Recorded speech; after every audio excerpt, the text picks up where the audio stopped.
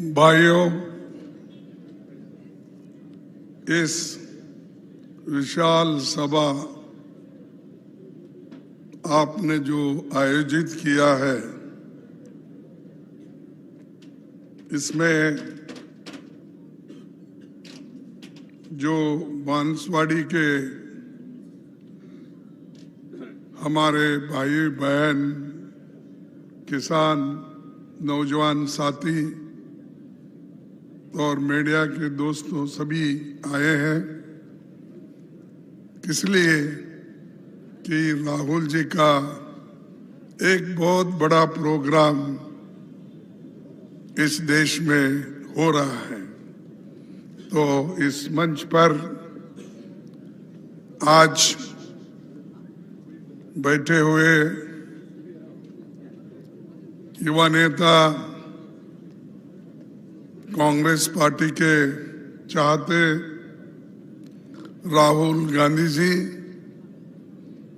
सुखेंद्र रंधावा जी, गोविंद सिंह डोटासरा जी, टीकाराम जूले जी, सचिन पायलट जी, जीतू पटवारी जी, उमंग सिंगार जी, सीनियर नेता दिग्विजय सिंह जी, कमलेश्वर पटेल जी, सीनियर नेता सीपी जोशी जी, गिरिजा व्यास जी, रघुवीर मीना जी, अर्जुन बामनिया जी, ताराचंद बागोड़ा जी, हेमंत कटेर जी, एआईसीसी के सभी जो नेतागण हैं मंच पे बैठे हैं, पीसीसी के ऑफिस बेयरर्स, यहाँ के शासकगण और सारे लीडर्स जो यहाँ पर पधारे हुए हैं। मुझे खुशी होती है कि इस विशाल जनसभा में मैं खासकर अपने आदिवासी भाई बहनों का दिल से स्वागत करता हूं और उसी के साथ जो हमारे कांग्रेस के कार्यकर्ता हैं, उन्होंने जो दिल से जोर लगाकर इस राहुल गांधी जी के प्रोग्राम को यशस्वी बनाने के लिए आप जो यहाँ पधारे हैं, आपको भी फिर एक बार मैं स्वागत करता हूं। और मीडिया के मेरे दोस्त जो हमारे साथ हमेशा हर मीटिंग में जुड़ते हैं, लेकिन कभी कभी हमारे तरफ ख्याल नहीं देते, क्या कारण है इसका मुझे भी मालूम नहीं होता। तो भी मैं यही कहूँगा कि जितने भी यहाँ पर मीडिया के दोस्त लोग आए हैं वो हमारे हैं, लेकिन वो मालिक लोग इनको सुधरने नहीं देते, इसीलिए वो हमको मुश्किल में डाल देते हैं। और कहीं कहीं इतनी भारी सभाएं होती है, उसका बहुत से छोटा सा एडवर्टाइजमेंट हमको मिलता है, लेकिन सबसे ज्यादा एडवर्टाइजमेंट जब टीवी खोलते ही आप किसका फोटो देखेंगे, किसका चेहरा देखेंगे? गारंटी, मोदी की गारंटी। ऐसा स्विच ऑफ करो, स्विच ऑन करो, वही दिखेंगे। क्यों? कि पैसा बहुत है एडवर्टाइजमेंट के लिए, और वो लोग आज बहुत प्रचार कर ले रहे हैं। लेकिन भाइयों, जब कभी भी कांग्रेस पार्टी हुकूमत में आई है, तब हमेशा गरीबों का ख्याल रख के काम करते हुए आई है। आप हमारे नेता इंदिरा गांधी जी से लेकर आप देखिए, उससे पहले तो पंडित जवाहरलाल नेहरू जी इस देश को बनाए। सबके लिए उन्होंने बाबा साहब अंबेडकर के नेतृत्व में संविधान बनाया और आज उस संविधान से ही आप सब लोगों को जो सहूलत मिल रही है वो बाबा साहब अंबेडकर और पंडित जवाहरलाल नेहरू जी के आशीर्वाद से मिल रहा है। और हमको ये कहते हैं कि गरीबों के लिए हम बहुत कुछ किए हैं। कांग्रेस ने क्या किया? सुबह शाम एक ही बात कहते हैं, वो परिवारवाद परिवारवाद। अरे भाई कितने बार बोलेंगे? एक बार, दो बार, तीन बार? सुबह से शाम तक हर मीटिंग में वही। अरे आप क्या काम किए वो बताओ। हम जो काम किए हैं, नेहरू जी क्या काम किए, क्या किए हैं, इंदिरा जी क्या किए हैं, लाल बहादुर शास्त्री जी क्या किए हैं, राजीव गांधी जी क्या किए, हम बोलते हैं। लेकिन तुम्हारा काम बोलिए। कहीं जाओ, कुछ ना कुछ बोलकर वहां पर समाज को डिवाइड करना, समाज को अलग करना। और इन्हों जब निकल के आते हैं तो बीजेपी के एमएलए एमपीज वो अत्याचार, आदिवासियों के ऊपर अत्याचार करते हैं, शेड्यूल कास्ट के ऊपर अत्याचार करते हैं, पिछड़े हुए जो गरीब लोग हैं उनके ऊपर अत्याचार करते हैं। क्या इसीलिए लोगों ने आपको इस देश के गद्दी पे बिठाया? आपको देश के लोगों की सुरक्षा करना है, वो छोड़ के बार बार छोटी मोटी चीजें लेकर आप टीका टिप्पणी करते फिरते हो। भाइयों, और एक मैं आपसे कहना चाहता हूं, ये जो इस देश में हमने जो कार्यक्रम पहले भी बनाए थे, आज भी राहुल गांधी जी ने बहुत सी चीजें कांग्रेस पार्टी को अपने सलाह के रूप में उन्होंने दिया है। और लेकिन बीजेपी की सोच क्या है मैं बताता हूं। बीजेपी की सोच आप जरा ध्यान से सुनिए। आसाम का मुख्यमंत्री कहता है चंद जातियों की सेवा करना शूद्रों का कर्तव्य है। आप सब शूद्रों में आते हैं और बहुत से लोग यहाँ मंच पर बैठे हुए हैं, वो भी शूद्रों में आते हैं। और उसका कहना, एक मुख्यमंत्री का कहना, ये बीजेपी के मुख्यमंत्री का कहना है कि चंद जातियों की सेवा करना शूद्रों का कर्तव्य है। अरे भाई, हम अगर सेवा करते हैं तो आप सिर्फ क्या मेवा खाने के लिए बैठे हैं? आप देश के लिए क्या कर रहे हैं? ये लोग तो श्रमिक हैं, शूद्र वर्ग पूरा श्रमिक है, लेकिन आप बैठे जगह खाते बैठे हो। राम नाम जपना, पराया माल अपना। राम नाम जपना, पराया माल अपना। और पूरे एयरपोर्ट, पोर्ट, ये सब ये सरकारी आपका माल है, आपका है।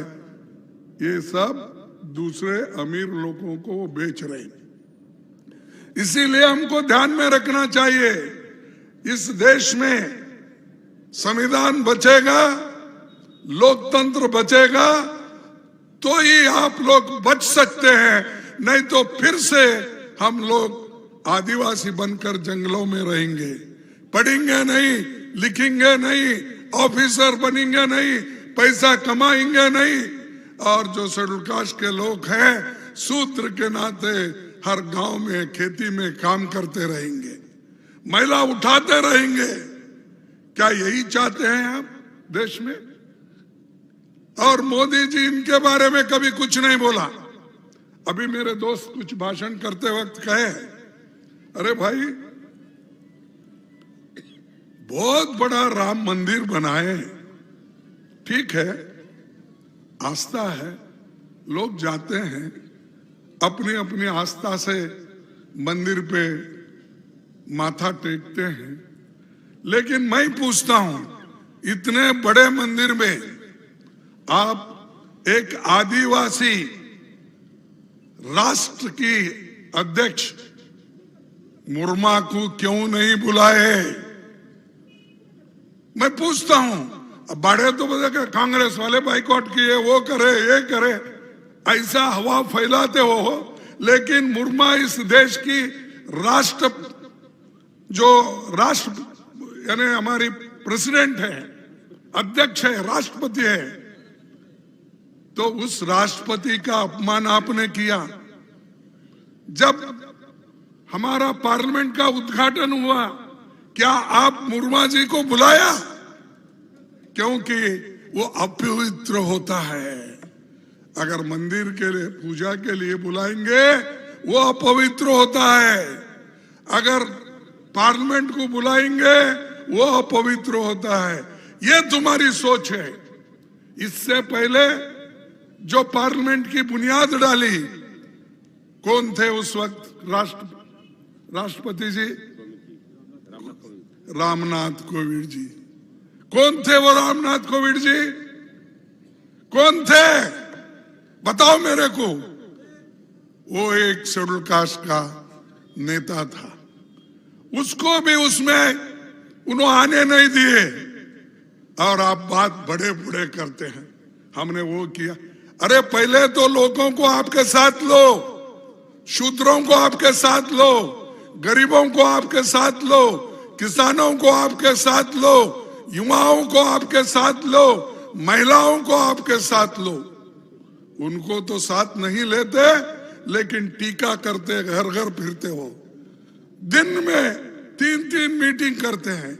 काय के लिए भाई? काय के लिए? मेरा पूरा हिंदुस्तान मेरा परिवार है बोल रहे। ठीक है भाई, आपका परिवार, लेकिन पूरे हिंदुस्तान के लोगों की भलाई के बारे में सोचना ना। लेकिन आप हमेशा सोचते हैं आरएसएस के लिए क्या करना, बीजेपी के नेताओं के लिए क्या करना, यही तुम्हारा विचार है। लेकिन जनता होशियार हो गई।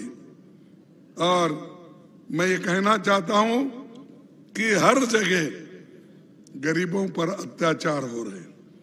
और आज राजस्थान रहो, दूसरे जगह रहो, ये अत्याचार बीजेपी के लोग, नेता लोग इतना करते हैं कि यहां तक कि आदिवासी के एक बच्चे के मुंह में,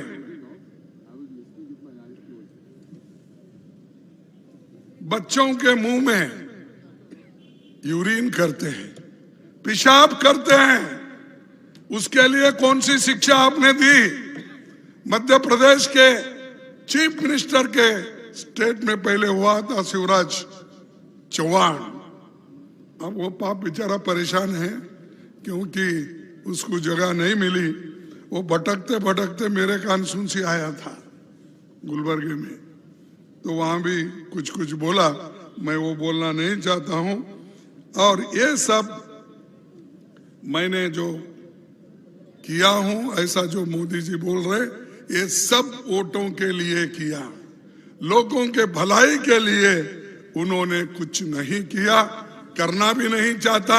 सिर्फ वो हमेशा लोगों के खिलाफ बोलते जाता, समाज में जो भागीदारी डिवीजन करने की बात करता है। तो इसीलिए हमको उससे बचना है, उससे बचना है।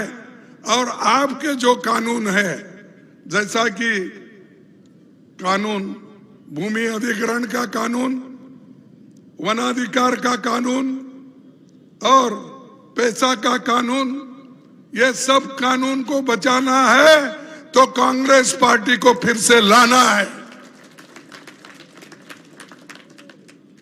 और बीजेपी हमेशा ऐसे कानून को कमजोर करती है, चाहे SC ST का एट्रॉसिटी एक्ट हो, चाहे ये कानून जो आदिवासी के लिए ये कानून हो, ये सभी को कमजोर करने वाले नेता बीजेपी के हैं। मोदी जी यही काम करते हुए हैं। जो राजस्थान में विकास के लिए बहुत सी चीजें यहां पर शुरू की थी। ये वोकेशनल ट्रेनिंग सेंटर किया था, उसको बंद करने की कोशिश चल रही है।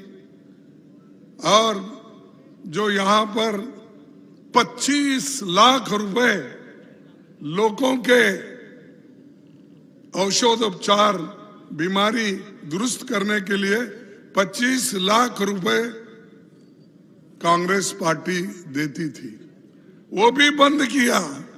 बंद करके अब सिर्फ 5 लाख वो भी चुने हुए लोगों को देने का उन्होंने वायदा किया है। इससे आप ही सोचिए, कांग्रेस गरीबों के बारे में सोचती है क्या बीजेपी कांग्रेस के बारे में सोचती है? ये गरीबों के बारे में सोचती है। क्योंकि बीजेपी अगर सही सोचती तो कांग्रेस ने जो किया था 25 लाख रुपए खर्च करने के लिए, बीमारी के लिए, तो वो रख देते थे। दोपहर का खाना जो देने का था वो भी बंद किया। हर चीज इनके सरकार में बंद होते जाता है, कोई नया तो देते नहीं। मनरेगा का हमने बनाया, उसको कमजोर कर रहे हैं। और फूड सिक्योरिटी एक्ट हमने बनाया, उसको कमजोर कर रहे हैं। बच्चों के लिए पढ़ाई, कंपलसरी एजुकेशन हमने करके आज हर जगह स्कूल, कॉलेजेस में, स्कूलों में हमने कंपलसरी किया, उसको भी कमजोर कर रहे। तो ये हमेशा गरीबों के खिलाफ बीजेपी है। और बीजेपी अगर आप मजबूत करेंगे, मैं ये कहूंगा कि एक बहुत बड़ा देश के खिलाफ काम होगा। भाइयों, इसीलिए हम एक 5 युवाओं के लिए घोषणा करते हैं। जो राहुल जी की मंशा है, युवाओं को आगे बढ़ाना है। उनके पास आज जो अनएम्प्लॉयमेंट है उसको दूर करना है। इसीलिए पहला जो बिंदु है, पहला पॉइंट युवाओं के लिए भर्ती भरोसा, ये हमारी घोषणा है आज। राहुल जी फिर डिटेल में बोलेंगे। भर्ती भरोसा, ये पहला बिंदु हमारा। कांग्रेस की ये गारंटी देश के युवाओं के लिए, जिसमें सबसे पहले हम सभी युवाओं को भर्ती भरोसे की गारंटी हम देंगे। और जो वैकेंसीज है उसको भी हम भर्ती करेंगे। और खासकर हमारे युवाओं को आज जो भटक रहे घर घर, उनको एक दिशा हम दिलाएंगे। और दूसरी बिंदु, सेकंड, पहली नौकरी पक्की। आज हमको नौकरियां देते हैं कि कौन सी नौकरी देते हैं? Contract labour. कौन सी नौकरी देते हैं? Daily wages. कौन सी नौकरी देते हैं? वो इवन मिलिट्री में भी भर्ती करने का है तो अग्निवीर की नौकरी। सिर्फ 3 साल के लिए, 4 साल के लिए अग्निवीर की नौकरी दिए जैसा करके 4थे साल उसको निकाल देते हैं। फिर उसका पेंशन का क्या होगा? उसके आगे जीने के लिए क्या रहा होगा? तो इसीलिए हम जो कुछ भी करेंगे पक्का करेंगे, पक्की नौकरी देंगे, अप्रेंटिसशिप करेंगे। और हर जगह जितने भी डिग्री होल्डर्स है, डिप्लोमा होल्डर्स है, उनको जितने भी इंडस्ट्रीज है, पब्लिक अंडरटेकिंग है, वहां पर अप्रेंटिसशिप कोर्स देकर उनको मजबूत बनाएंगे। तीसरा बिंदु है पेपर लीकेज से मुक्ति। आज देश में ऐसे हालात है, सालों तक भर्ती नहीं निकलती, भर्ती निकलती है तो पेपर नहीं होता, पेपर होता है तो पेपर लीक हो जाता है। आप सोचिए, गांव के छोटे शहरों में बच्चों को पढ़ने के लिए माँ बाप कर्जा करके मेहनत करके अपने बच्चों को शहर में पढ़ाई के लिए भेजते हैं।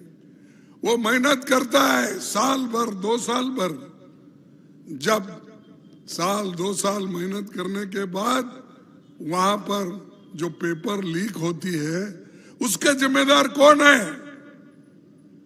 सरकार है। और कौन? ये सरकारें ऐसी ही काम कर रही। यूपी में लीक हुआ, मध्य प्रदेश में तो बहुत लीक होता था, उनका तो व्यापम घोटाला मशहूर है। मैं समझता हूं भारत में ऐसा बड़ा घोटाला कहीं भी नहीं हुआ, उतना बड़ा घोटाला ये मध्य प्रदेश में हुआ। तो इसीलिए हम पेपर लीक से मुक्ति करेंगे और हमारे युवाओं को पक्की नौकरी देने के लिए मजबूत करेंगे। इसके बाद हमारा 5वां जो है और एक बिंदु है जो राहुल जी ने खासकर गरीबों के लिए उन्होंने एक योजना सोची है, क्योंकि वो जब अपने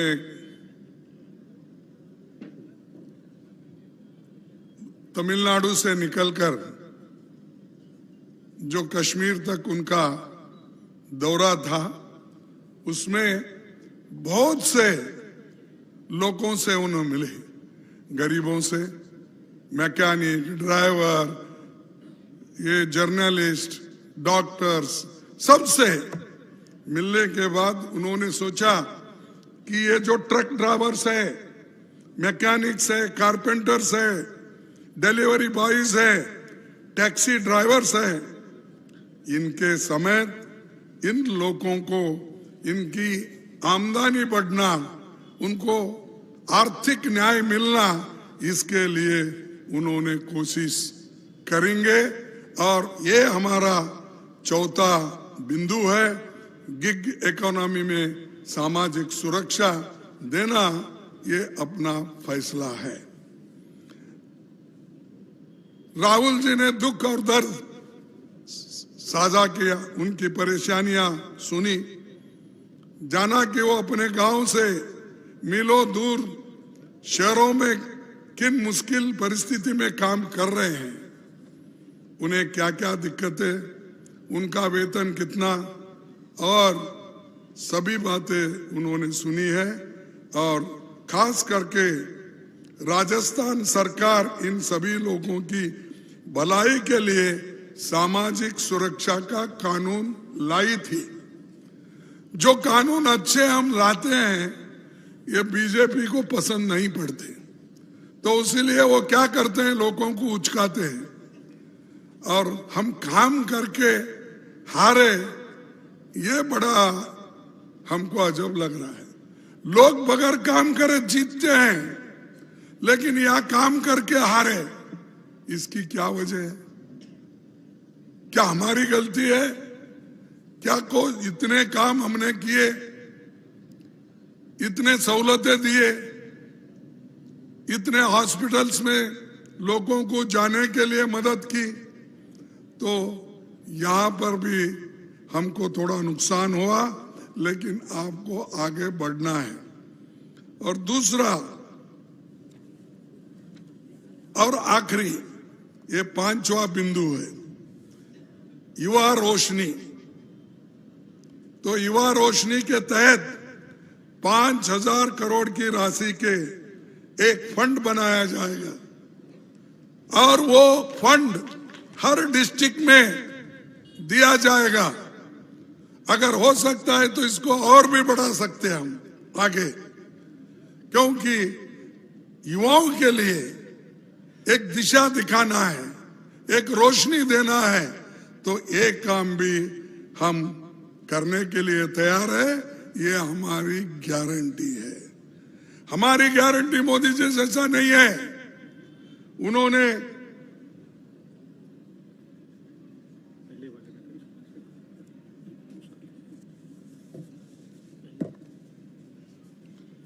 ये तो हमारी गारंटी तो पक्की गारंटी होती है, मोदी जी के जैसा गारंटी नहीं है।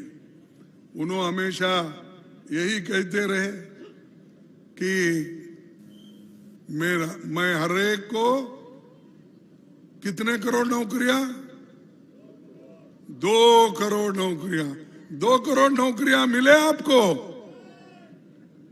15 लाख रुपए देने का वायदा किया था, मिला?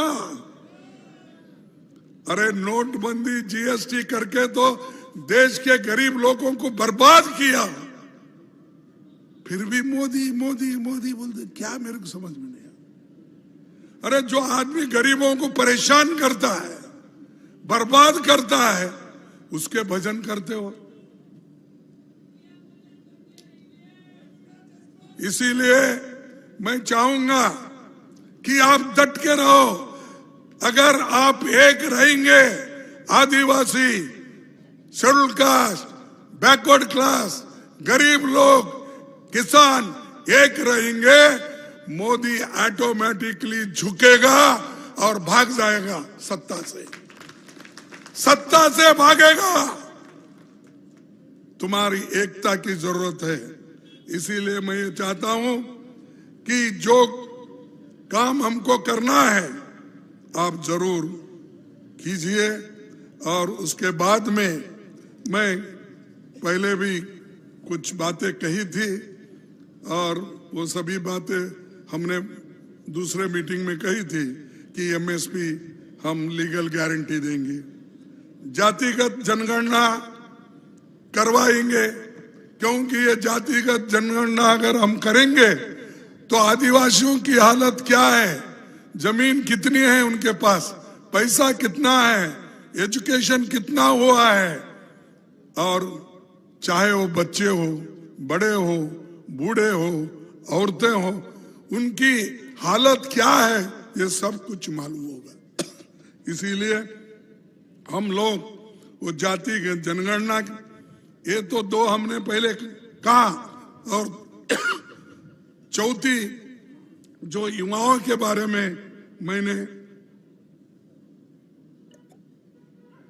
युवाओं के बारे में अभी बताया, जैसा कि राहुल गांधी जी का एक मार्गदर्शन में वो हमने तैयार किया है और वो आपके सामने हमने रखा है ऑलरेडी।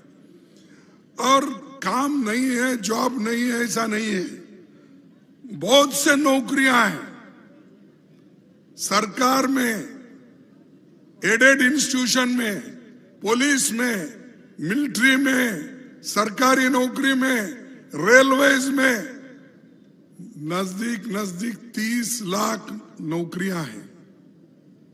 10 लाख तो सरकारी अफसरों के इसके हैं, सरकार में काम करने वालों का। दूसरे जो पब्लिक सेक्टर्स हैं, बड़े बड़े कारखाने हैं और जो सेमी गवर्नमेंट्स हैं, उनमें सब मिला के 30 लाख नौकरियां हैं। मोदी जी, आपको भर्ती करने का वक्त क्यों नहीं मिल रहा है? आपको समुद्र में डूबने को वक्त मिलता है, आपको हर जगह जाके दर्शन लेने को समय मिलता है, लेकिन जो जनता जनार्दन है, जनता को हम जनार्दन कहते हैं, भगवान कहते हैं, उनके दर्शन के लिए तुम तैयार नहीं है। तो ये मोदी जी की हमेशा रवैया रही, लेकिन हमको अब होशियार बनना चाहिए और एक होकर हम इस चुनाव में अगर लड़ेंगे तो मैं कहूंगा सबसे हमको उम्मीद है इस बार हो सकता है हम असेंबली में हारे होंगे, लेकिन पार्लियामेंट में हम जरूर जीतेंगे और पूरी ताकत के साथ हम जीतेंगे। और मोदी जी को बताएंगे, अरे भाई सिर्फ कुछ बोलने से, कुछ कहने से नहीं होता, काम करने से होता, ये हम दिखाएंगे। तो आखिरी में एक ही मैं शायरी बोल के अपने बात को खत्म करता हूं। न मस्जिद को जानते हैं, न मस्जिद को जानते हैं, न सिवालों को जानते हैं। न मस्जिद को जानते हैं, न सिवालों को जानते हैं। जो भूखे पेट होते हैं वो सिर्फ निवालों को जानते हैं। जो भूखे पेट होते हैं वो सिर्फ निवालों को जानते हैं। मेरा यही अंदाज जमाने को खलता है, मेरा यही अंदाज जमाने को खलता है कि मेरा चिराग हवा के खिलाफ क्यों जलता है, कि मेरी यही चिराग हवा के खिलाफ क्यों जलता है। मैं अमन पसंद हूं, जैसा कि राहुल जी हमेशा हर भाषण में कहते हैं, मोहब्बत की दुकान लगाओ, मोहब्बत की दुकान लगा के लोगों को प्यार बांटो। तो यहाँ वो नहीं है बीजेपी में, यहाँ बीजेपी में हमेशा वो बोलते हैं विष बांटो कि ताकि लोग मरने दो जल्दी। तो ये वो काम हमारे राहुल जी कर रहे हैं। तो वो क्या है, मैं अमन पसंद हूं, मेरे शहर में दंगा रहने दे, मेरे शहर में दंगा रहने दे, लाल और हरे में मत बांटो, लाल और हरे में मत बांटो, मेरी छत पर तिरंगा रहने दो, मेरी छत पर तिरंगा रहने दो। बस इसके लिए हम काम करना है। और आप सभी लोग हमारे राहुल जी के ये जो भारत जोड़ो न्याय यात्रा को सपोर्ट कर रहे हैं, आगे भी सभी लोग कर रहे हैं, उन सबको धन्यवाद देते हुए मेरे 4 शब्द को खत्म करता हूं। जय हिंद, जय हिंद। अरे जोर से बोलो भाई, मैं इतना चिल्ला चिल्ला के भाषण किया, लेकिन आप वो बोल रहे हैं। जय हिंद, जय हिंद, जय कांग्रेस, जय कांग्रेस, जय कांग्रेस। नमस्कार सबको। अब मैं चाहूंगा हमारे